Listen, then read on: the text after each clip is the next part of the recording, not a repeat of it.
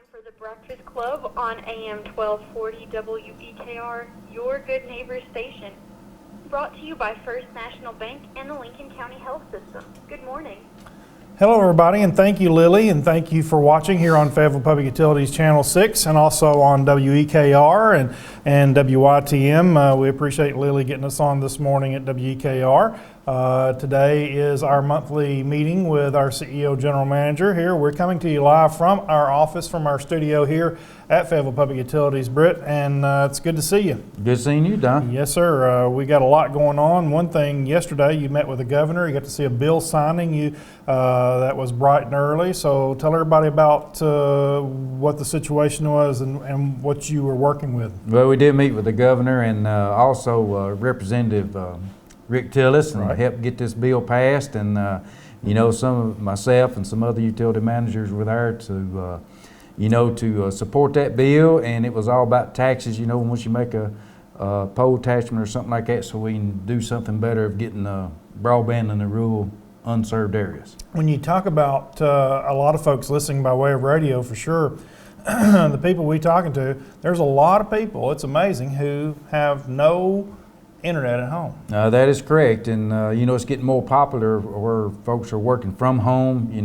education, those type things, and we're just trying to get some other things put in place where maybe we can get it out, like I said, more to unserved areas, and all the help that we can get from everybody, the better, that we might be able to get to those locations. Most of us don't understand or remember this, but some of the older folks, like our mothers, will talk about the time where there was phone was only available in the city or only available in town, and then it came out same way with electricity, same situation.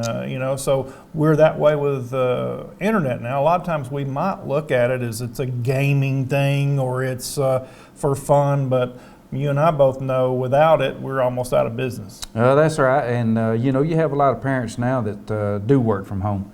And that's becoming as popular as well, and we're trying to get there, but just got to have some funding and some grants, and we'll be applying for a grant for the third time with the Tennessee this time, and see if we can get some of that money as well. One of the most important things most people don't understand is it's not cheap to get the fiber internet to the rural areas because some roads have just 2 or 3 houses on it, and it's not feasible to send that kind of infrastructure up through there. That is correct, and we have some customers now that's helping pay for service, and if they're willing to do that, and then we have to justify and see how much the FPU can put into the project being done. But a lot of folks are getting interested, and that's what we're doing. We're fixing to end up building fiber to the Petersburg substation so we can handle everything up there remotely, and we'll be able to tap off of that fiber as it passes Petersburg or homes up and down the highway. But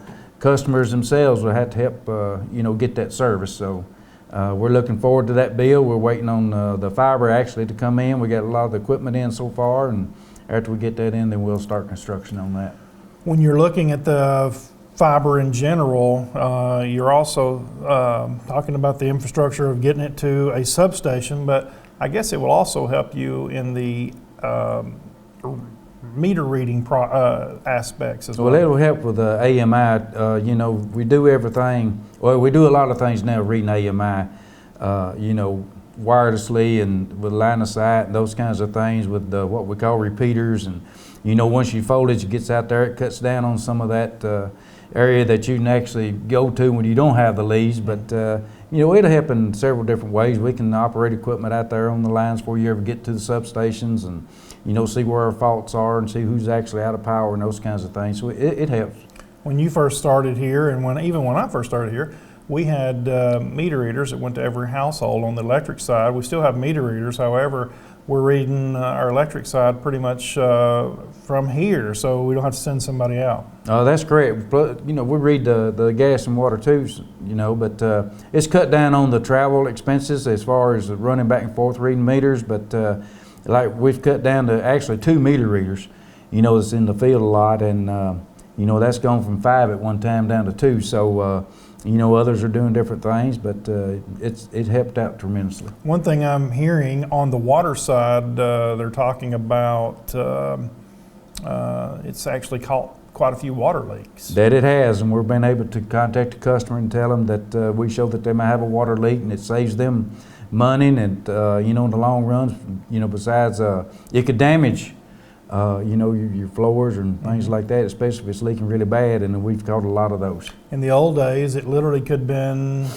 a month before we really realized there was a high usage. That's right, because some customers don't know at times when they do have a leak, you know, until the meter's actually read. Yeah, absolutely. So we've come a long way, and we got a long way to go, as you know, and we're going to continue working on it. The bottom line is, when you have a day in, day out operations like we do here every day, and you're trying to stay on top of it, it's hard to stay on top of the weather situations that pop up like we had this weekend, and that no matter how, you know, I know the tree trimming and all these kind of things, you can't control Mother Nature. Can't control Mother Nature, but you know, the winds were pretty high Friday night, and you know, we had several problems. We had over 1,000 customers out at one time, and we got those on pretty quick, but we still have some isolated cases that we weren't aware of to a certain degree, and you know, it took a little longer than it should have, but I hope we got that problem resolved, you know, on Monday morning when we come in. And we had part of the phone system that locked up, and that wasn't good either, because we were losing some calls, and like I said, we got that issue, I hope, put to sleep yesterday. Good. Well, that's good.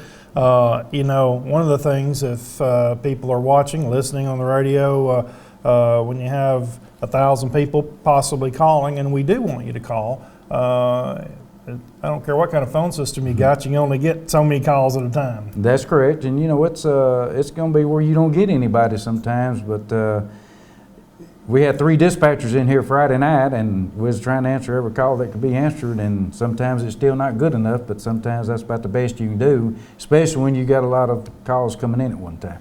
This time of year, these pop-up storms can happen basically any time, and we have crews ready and available, and we also have our dispatcher here. So, but it still takes time. Just finding an issue or where a tree fell in, and that's one reason we want people to call. Maybe somebody might have some information for us. However, a lot of times it's hard to get to every one of those calls. It is, and you know, a lot of times we know the areas that call in, and we know where the outage exists, but like Friday night, for example, we had a substation breaker that operated out. We knew where most of that area fed, and we also knew at the same time when we get the breaker back on that a lot of those calls that came in, they should have power back on. Same thing, we lost a breaker in front of the lumber company out here, and we knew what area that fed because we've got the, you know, the meters that let you know who's out, and then we check the meters and making sure that the power come back on. And sometimes we get calls from customers that has left home with the power out, and then they'll call and they'll be at a different location and saying they're still out at home, you know, and we try to call in to see that meter if it's active or not. So, you know, it's a process that we have to go through, but at the same time, when you got over 1,000 people without power, you get about that many calls, I think, sometimes. Yeah. So. Well, one thing that helps in this situation is our tree trimming program, and sometimes that's not very popular either. People don't like their trees trimmed, but you got to get them out of the power lines. Well, you know, besides temporary faults, our next biggest outage causing problems are trees. And you know, the way that wind blows a lot of times, it could blow a branch out of what we call a danger tree that could be, you know, 30 foot off the right of way, but sometimes that wind takes those limbs and they'll blow them right in on the primary itself and kicks us out, and then we have to go out and fix that problem. That's right. And like yesterday, we had a problem in the Petersburg area, and I think that was a squirrel. That squirrel got in on the substation yesterday on the line side of the breaker, which it took out the whole substation itself, actually back to making the feeder station out of Belfast up there, making it operate to clear the fault, actually.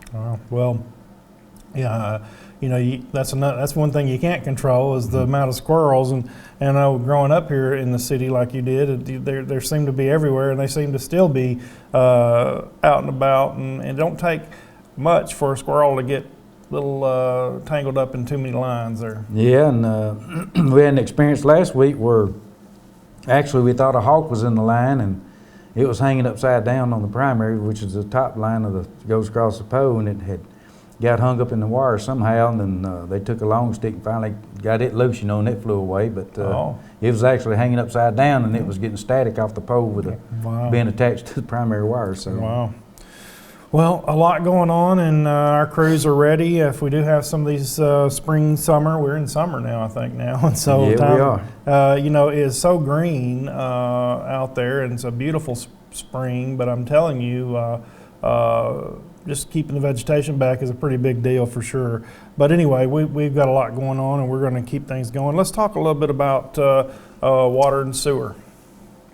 Well, we're fixing to start working down on Maple Street East, what we call the E-Basin, and where we did a lot of smoke testing, flow metering, those kinds of things. So we'll be working in that area. We're working over toward North Bellevue again today. We're not digging up the street, and but we got to do some slip lining on a piece of line over there that we got to finish up, and we'll be moving out of that area. What's the slip line? Slip lines where you actually take another pipe and you slide it inside the old pipe. Oh. The reason we're having to do that is because the sewer line goes up underneath some homes in that area, and we can't pipe burst because, you know, the homes are very old, and we can't take that chance, so we're just going to pull a piece of pipe through there where we don't do anything to the homes. So you're telling me the houses were built on top of the sewer line, is what you're saying? The houses are built on top of the sewer line.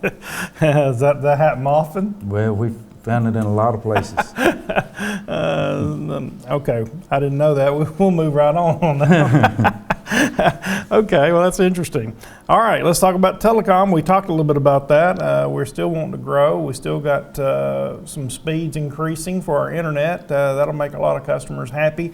We might talk a little bit about the process of that as we talked about the internet and getting the fiber out in the rural areas. We're also trying to take care of our customers we have. And, you know, when internet comes in, it's almost like electric, water, whatever. You have a pipe coming in of the information, and you got to distribute it out and evenly, and that makes it sometimes difficult, I guess. It does, but you know, we're always looking at upgrading the speed because it's all about bandwidth and all about speed nowadays. So you got to be able to have the speed to operate of what the new technology is, and you know, we're going to keep trying to expand and increase on the speeds as we build out. Yep, and we've come a long way, and we're getting better every day. As you say, it's not good enough today, it's not good enough tomorrow for what it is today. How you say that? I'm not sure. I don't know if I can even do it or not. Just got to get better every day. Got to get better. That's good enough. All right.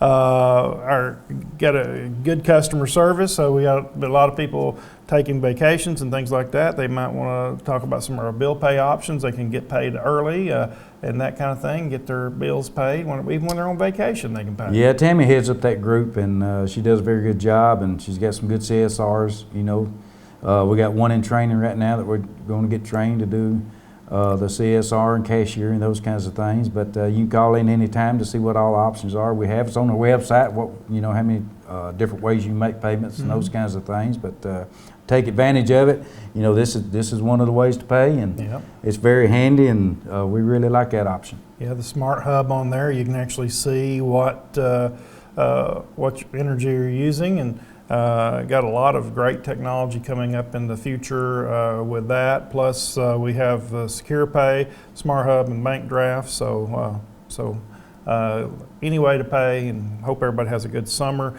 We're going to do our best to keep the lights on, keep the gas flowing, keep the water and sewer going, and telecom coming the best we possibly can, and making improvements every day. And that's the biggest thing. Improving the overall infrastructure is probably one of your primary jobs every day, of just dealing with that. Well, it is, and you know, we need it to where it improves the quality of life, the services that we provide.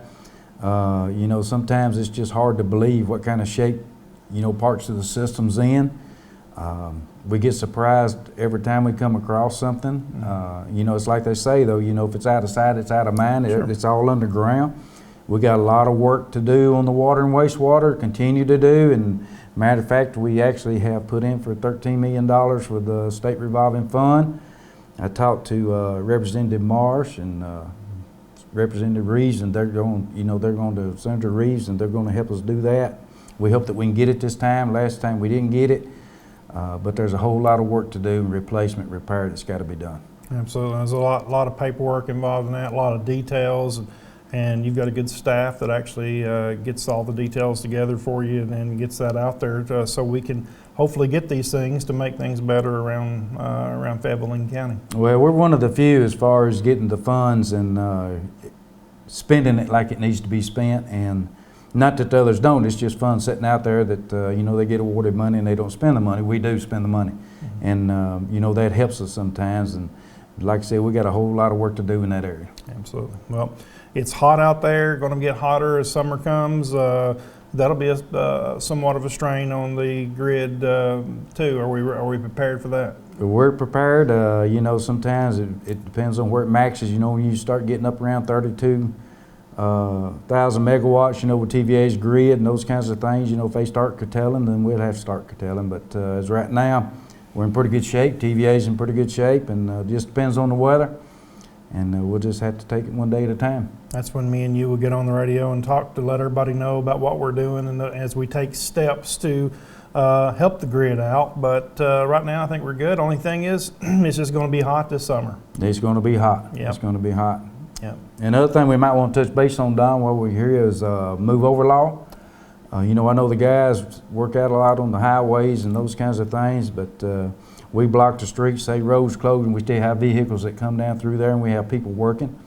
Also on the Huntsville Highway, we've been working, and there's no slowing down, and we got some very valuable employees, and our customers are very valuable, and we would just appreciate it very much if you paid attention, when the folks are working out there on the highways and the roads here in town to slow down and be careful, and because like I said, I want them to go home the way they come into work that day. So. Absolutely. We're going to be doing some work down Huntsville Highway. We're going to be doing some work on, we were doing some work down Highway 110. That was tough, doing some pole changes and things like that. And I'm telling you, we really do want people to move over, and please be very careful. Whatever's on the side of the road, you need to just move over, slow down, because you just never know if somebody's changing a flat tire or whatever. Need to be careful. Our crews are very important. Our water crews, our telecom crews, everybody pretty much who works here could be possibly on the side of the road. Yeah, so. And they're changing that law July 1 about being on the cell phones. It's all going to have to be hands-free. And a lot of times when we're out there working, and I've seen it myself, the first thing you see is that cell phone, sitting up on top of that steering wheel, and absolutely. Almost run over some of the guys out there working, and I don't think it'd be worth it, so. No, please be careful. And be careful. Put the cell phone away, and have a good, safe summer. Britt, thank you for what you do. Thank you for our 100 and so employees for what they do, working out in the bad weather like they did this weekend. And then we have people pretty much working around the clock. Well, we do have somebody here all around the clock, but we have people available. You have people maybe on call. Is that to maybe explain how that works? We have people, on call for each department. We have ones that's on the water, sewer, and gas operations. One guy usually fixes that, and then we have one person on call for electric, and then we have a backup man that's on call if needed.